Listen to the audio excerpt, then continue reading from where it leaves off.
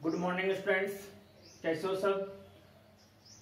आज अपने विषय में अपन जो कल का अपना टॉपिक चल रहा था गुणसूत्री उत्परिवर्तन, और गुणसूत्री उत्परिवर्तन के अंतर्गत अपन ने गुणसूत्री के जो संरचनात्मक उत्परिवर्तन जो प्रकार था उसके टोटल 4 प्रकार थे। एक था विलोपन, द्विगुणन, एक अपन पढ़ रहे थे स्थानांतरण ट्रांसलोकेशन, और एक व्युत्क्रम प्रतिलोमन पढ़ रहे थे। तो आज अपन बात करने जा रहे हैं, कल 2 की बात अपन कर चुके थे, और आज गुणसूत्री उत्परिवर्तन में जो इसका सेकंड पार्ट है, यानी अपन संरचनात्मक जो उत्परिवर्तन पढ़ रहे थे, इस संरचनात्मक गुणसूत्री उत्परिवर्तन का सेकंड पार्ट में कल फर्स्ट में 2 प्रकार अपन ने पढ़ लिए थे।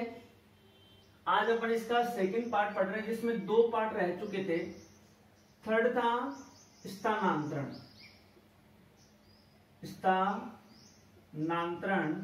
यानी ट्रांसलोकेशन।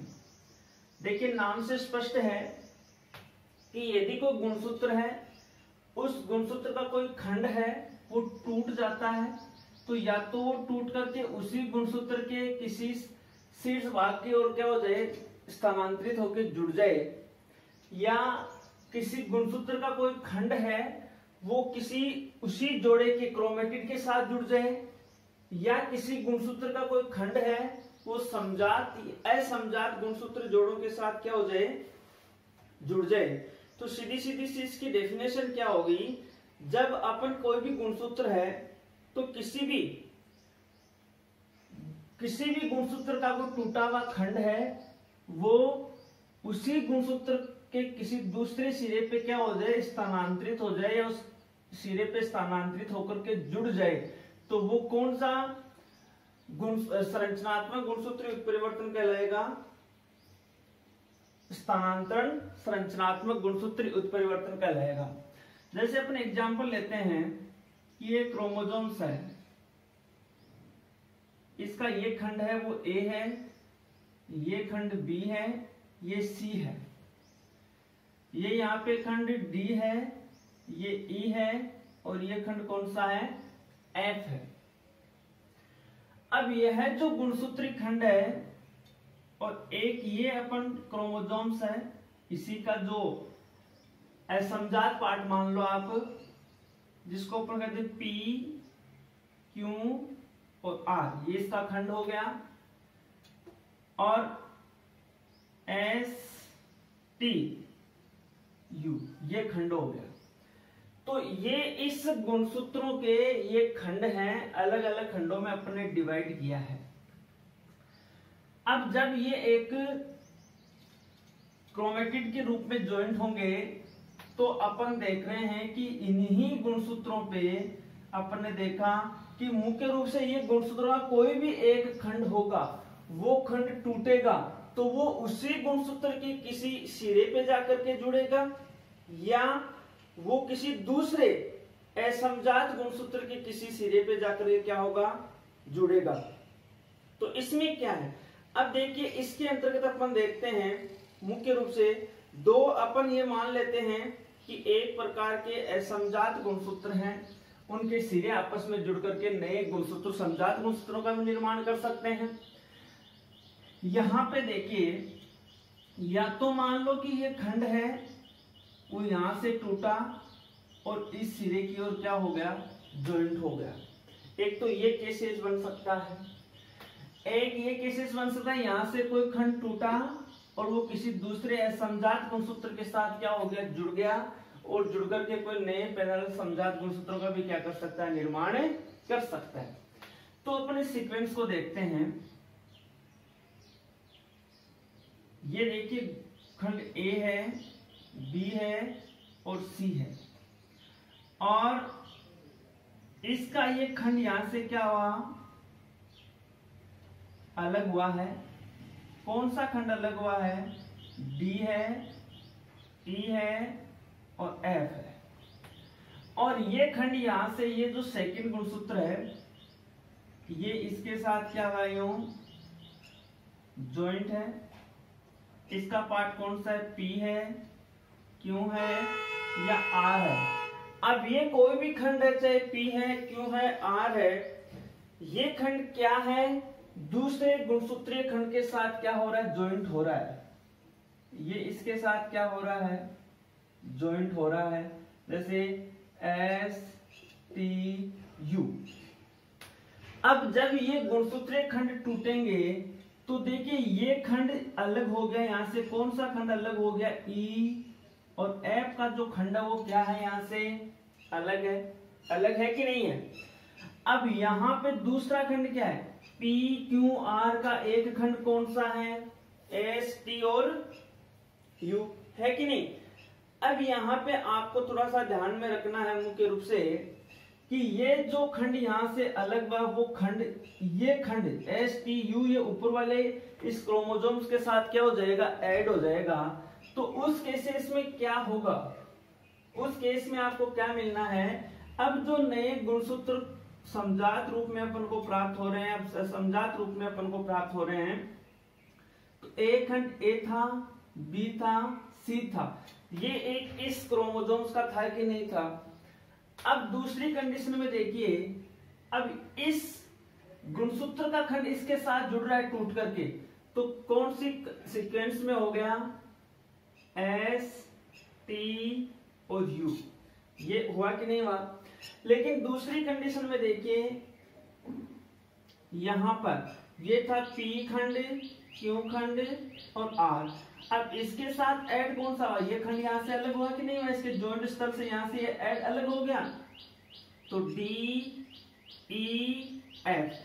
तो यहां नए गुणसूत्रों की संरचनाओं का क्या हुआ, निर्माण हुआ कि नहीं हुआ। नए गुणसूत्रों की संरचनाओं का निर्माण का मतलब ये नहीं है कि जो भाई 46 क्रोमोसोम्स है उनमें ही नए गुणसूत्र बन गए, नहीं। जो जीन्स जिस स्थल पर स्थित थे, जो उनका लोकस जोन था, जो फिक्स जोन था जहां पर जीन स्थित होते हैं, अब उनके स्थल में क्या आ जाएगा, परिवर्तन आ जाएगा।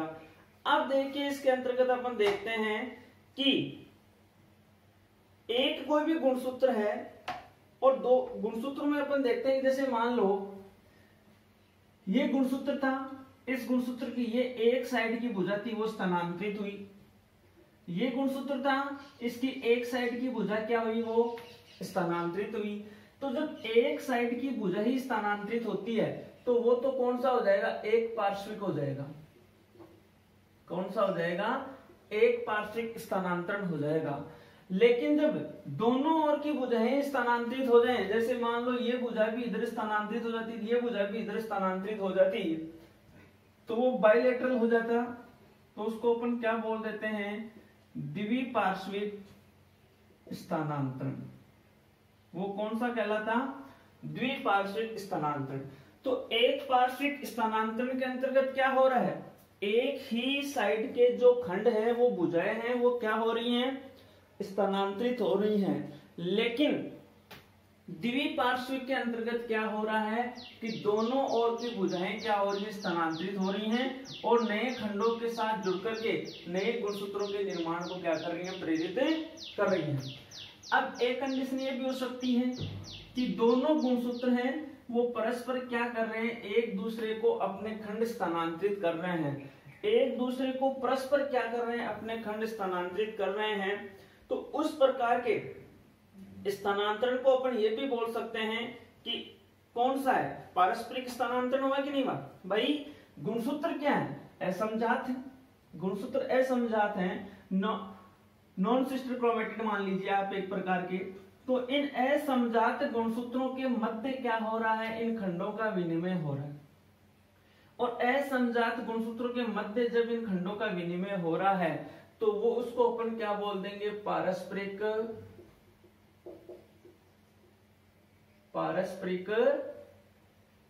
स्थानांतरण या पारस्परिक गुणसूत्रीय उत्परिवर्तन या पारस्परिक गुणसूत्रीय विपतन। तो आप 2 दिन 3 या अलग छोटे छोटे क्वेश्चन बन चुके हैं। आपसे क्वेश्चन पूछ सकता है कि एक पार्श्विक स्थानांतरण क्या है, द्विपार्श्विक स्थानांतरण क्या है और पारस्परिक स्थानांतरण क्या है। तो एक पार्श्विक स्थानांतरण का तो मतलब क्या होगा कि वो गुणसूत्र है, उसका कोई भी एक खंड है वो टूट करके उसी गुणसूत्र के किसी एक सिरे की ओर क्या हो जाए, जुड़ जाए। द्विपार्श्विक किसी गुणसूत्र के दोनों सिरे हैं, दोनों तरफ की जो भुजाएं हैं क्रोमेटिड हैं, उनके सिरे आपस में क्या हो जाए, दोनों स्थानांतरित हो जाएं। और पारस्परिक वो हो गया जब कोई भी असमजात गुणसूत्र हैं और असमजात गुणसूत्रों के मध्य क्या हो जाता है, जब खंडों का विनिमय हो जाता है। एक प्रकार का आप ये मान लीजिए कि जीन विनिमय हो जाता है। तो खंडों का जब विनिमय हो जाता है तो उसे अपन क्या कह सकते हैं, पारस्परिक गुणसूत्री विपतन या पारस्परिक गुणसूत्री उत्परिवर्तन या संरचनात्मक उत्परिवर्तन कहते हैं। ये तो अपनी बात किसकी थी, स्थानांतरण की थी। तो स्थानांतरण में आप ध्यान में रखना, 1 नंबर का अलग से क्वेश्चन आ सकता है कि स्थानांतरण क्या है, या इसके बारे में आपको मुख्य रूप से पूछ सकता है। अब अपन देखते हैं, नेक्स्ट की बात करते हैं मुख्य रूप से। नेक्स्ट है प्रतिलोमन या प्रतिलोमन व्युत्क्रमण। प्रतिलोमन की बात करते हैं तो प्रतिलोमन के अंतर्गत देखिए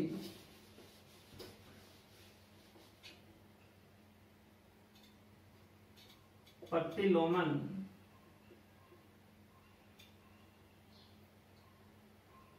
व्युत्क्रमण इन्वर्जन प्रोसेस है। इसमें सीधी सीधी सी बात है कि जो गुणसूत्र की जो सीक्वेंस थी, जो उसकी स्ट्रक्चर फिक्स थी, उस स्ट्रक्चर में पूर्ण रूप से क्या आ रहा है कि उसकी जो स्ट्रक्चर थी उसके खंडों में क्या आ रहा है, प्रतिलोमन व्युत्क्रमण की प्रोसेस के तहत क्या आ रहा है, संरचनात्मक संगठन में मुख्य रूप से क्या हो रहा है, परिवर्तन हो रहा है। तो इस जब संरचनात्मक रूप से परिवर्तन हो रहा है तो उसमें क्या होगा वो देखिए आप, कि जब अपन देखते हैं कि एक कोई भी क्रोमोसोम्स है, उस क्रोमोसोम्स का कोई भी खंड है वो पूर्ण रूप से ही क्या हो जाए, चेंज हो जाए, पूर्ण रूप से ही क्या हो जाए, प्रतिलोमित हो जाए। जैसे अपन देखते हैं कि ये एक नॉर्मल सीक्वेंस में अपन देखते हैं कि ये गुणसूत्र है, इसका ये खंड कौन सा है, ए है, ये खंड कौन सा है, बी है, और ये खंड कौन सा है, सी है, ये खंड कौन सा है, डी है, ये ई है, और ये कौन सा है, एफ है। अब ये पूर्ण रूप से जो इसका 180 डिग्री जो एंगल है, इस एंगल के तहत ये क्या हो जाएगा, प्रतिलोमित हो जाएगा। एक तो आप इस बात को ध्यान में रखना। तो जो खंड है, कौन सा खंड है जो खंड यहां से टूटेगा, अब कौन सा खंड टूटेगा जो 180 डिग्री के एंगल पे घूमेगा।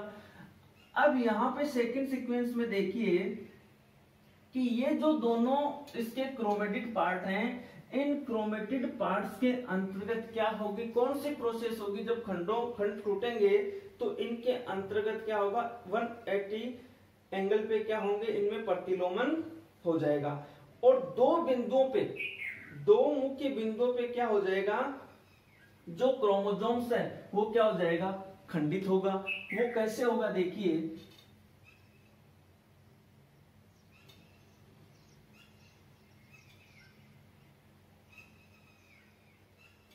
ये एक कंडीशन है।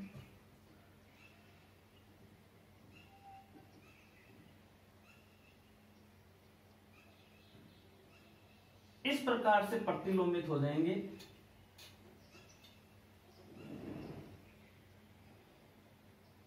देखो ये कौन सा पार्ट है, ए है, ये कौन सा है, बी है, और ये कौन सा है, सी है। ये कौन सा यहाँ पे डी है, ये कौन सा ई है, और ये कौन सा है, एफ है। इस प्रकार से अपने फर्स्ट क्रोमोसोम्स थे, नॉर्मल को कंडीशन थी, उसके अंतर्गत ये क्या थे, मुख्य रूप से प्रेजेंट थे कि नहीं थे। अब यहाँ पे क्या होना है, इस बात को आप थोड़ा सा ध्यान में रखना कि ये जो यहाँ का खंड है, यहाँ एक भाग से एक खंड यहाँ से कटा है कि नहीं कटा है, और एक बिंदु इससे कटा, तो दो बिंदुओं से खंड क्या हो रहे हैं, चेंज हो रहे हैं कि नहीं हो रहे हैं, अरे भाई हो रहे हैं ना। अब इस कंडीशन को अपन यहां से यूं की यूं इस कंडीशन को उठाते हैं, अलग करते हैं, वापस 180 एंगल पे चेंज करते हैं। तो होता क्या है, देखिए इसी सिचुएशन को आप देखिए, मैं आपको एक ये इसकी भुजा अलग ले रहा हूं, ये भुजा इसकी इस प्रकार से हो रही है। अब कौन कैसे हो रही है भुजा,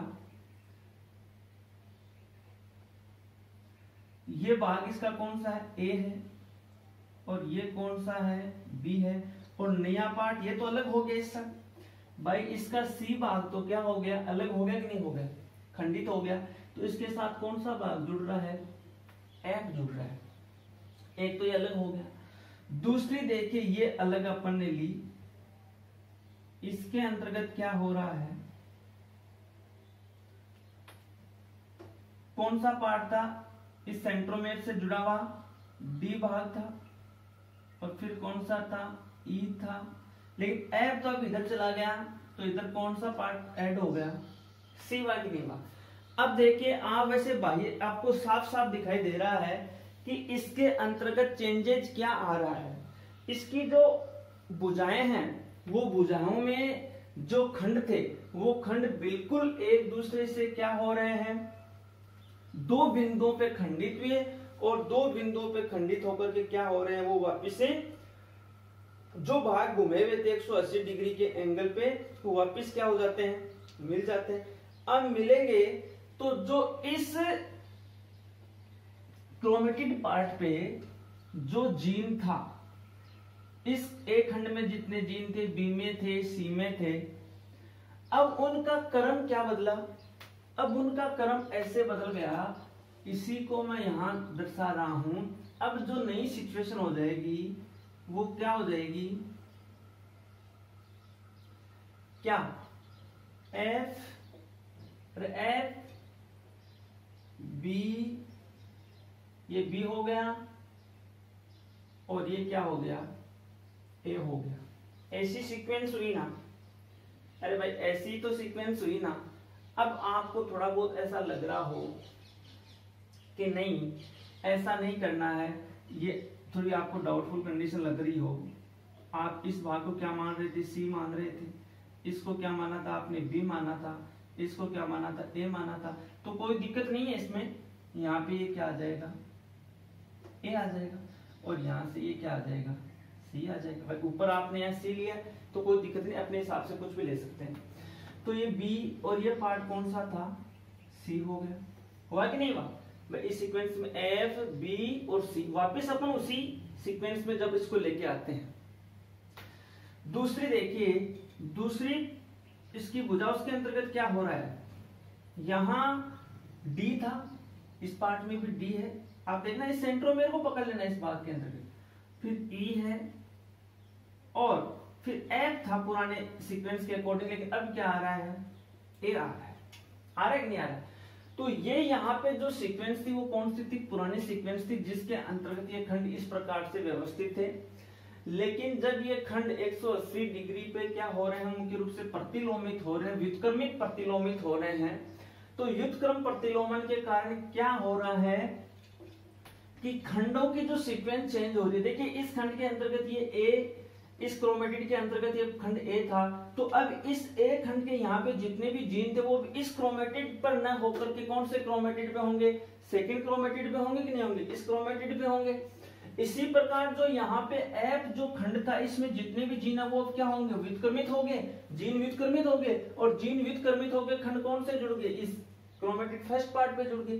तो इस प्रकार से आपको क्या लगा यहाँ पर पे कि जो खंड यदि व्युत्क्रमित हो रहे हैं तो खंडों के व्युत्क्रमित होने पे इन भागों के जो जीन है वो भी क्या हो रहे हैं, व्युत्क्रमित हो रहे हैं। अब जीनों का क्रम जब व्युत्क्रमित हो रहा है तो सीधी सीधी सी बात है कि जो फिक्स जो इसके जीन थे वो जीन तो इस क्रोमोसोम में प्रेजेंट है, जीन तो भाई प्रेजेंट ही है भाई। ये एक सपोज करो ये क्रोमोसोम्स है, इसके ए भाग में यहाँ पे जो जीन थे तो वो है तो अब उसी गुणसूत्र पे, लेकिन क्रोमेटिड बी पे हो गए, क्रोमेटिड सेकंड पे हो गए, बाकी जीन तो उसी पे है। इसी प्रकार ए भाग में जो जीन थे वो जीन तो उसी क्रोमोसोम पे है, चेंज क्या हुआ है, उनका जीनों का व्युत्क्रम चेंज हुआ है। तो इसका मतलब इसमें कोई जीनोटाइप में तो कोई परिवर्तन नहीं आना है, यानी जीनोटाइप सीक्वेंस तो आप क्या मान लीजिए अपरिवर्तित रहेगी। लेकिन जो फिनोटाइपिक प्रोसेस है, यानी जो लक्षण हैं, जो लक्षण अपन को दिखाई देंगे, उन लक्षणों में अपन को क्या होगा, चेंजेस दिखाई देगा। और लक्षणों में चेंजेस दिखाई देगा तो सीधी सीधी सी बात है कि उत्परिवर्तन की प्रक्रिया क्या हो जाएगी, अपन को दिखाई देगी। समझ के बात। अब देखिए अपन बात करते हैं मुख्य रूप से कि जो जीनों की स्थिति में परिवर्तन हो रहा है, तो जीनों की स्थिति में परिवर्तन हो रहा है, जीनों का स्थान क्या हो रहा है, चेंज हो रहा है। भाई यहाँ जीन इस खंड में थे पहले, अब उनका स्थान चेंज हो गया, वो कौन से आ गए, इस खंड में आ गए। तो जीनों के स्थान में परिवर्तन हो रहा है, तो अपन इसको क्या कह सकते हैं, स्थान प्रभावी उत्परिवर्तन कह सकते हैं। कौन सा उत्परिवर्तन कह सकते हैं, स्थान प्रभाव उत्परिवर्तन भी अपन इसी को कह सकते हैं। तो ये गुणसूत्रों उत्परिवर्तन का जो संरचनात्मक प्रकार था, 4 प्रकार थे, उनके बारे में अपन स्टडी कर चुके हैं। बाकी आगे के अपन नेक्स्ट वीडियो में बात करेंगे। धन्यवाद।